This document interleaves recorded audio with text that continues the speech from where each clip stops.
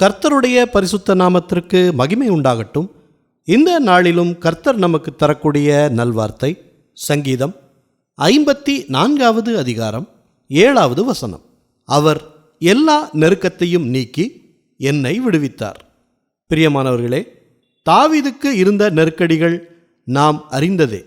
எதிரிகள் அவரை நெருங்கும்போது கர்த்தர் அவரை எல்லா சூழ்நிலைகளிலும் காத்து வழிநடத்தினார். நெருக்கத்தை நீக்கி விடுவித்தார்.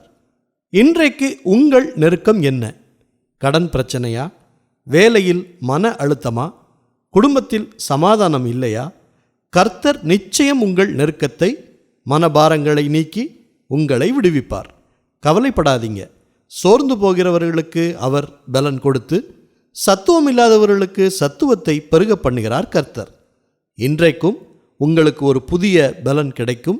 எல்லா இக்கட்டுகளிலும் இருந்து விடுதலையும் கிடைக்கும். ஜெபிக்கலாமா?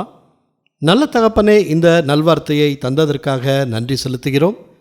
இன்றைய நாளிலும் மனபாரங்களோடு மன இறுக்கத்தோடு இருக்கும் மக்களுக்காக ஜெபிக்கிறோம். அவர்களுடைய மன அழுத்தங்களை நீக்கி சமாதானப்படுத்துங்க. உங்கள் ஆறுதலின் வார்த்தை அவர்களை தேற்றட்டும். சூழ்நிலைகள் எல்லாம் மாறட்டும். நெருக்கத்தை மாற்றி சந்தோஷம், சமாதானத்தை கொடுத்து வழி நடத்துங்க. எல்லா துதி, கன, மகிமை எல்லாவற்றையும் உமக்கே செலுத்துகிறோம். இயேசு கிறிஸ்துவின் நாமத்தில் ஜெபிக்கிறோம் பிதாவே. ஆமேன், ஆமேன். இந்த நல்வார்த்தையை மற்றவர்களுக்கும் பகிருங்கள். அவர்களுக்கும் கர்த்தருடைய ஆசீர்வாதம் கிடைக்கட்டும். கர்த்தர் உங்களையும் உங்கள் குடும்பத்தாரையும் அளவில்லாமல் ஆசீர்வதிப்பாராக.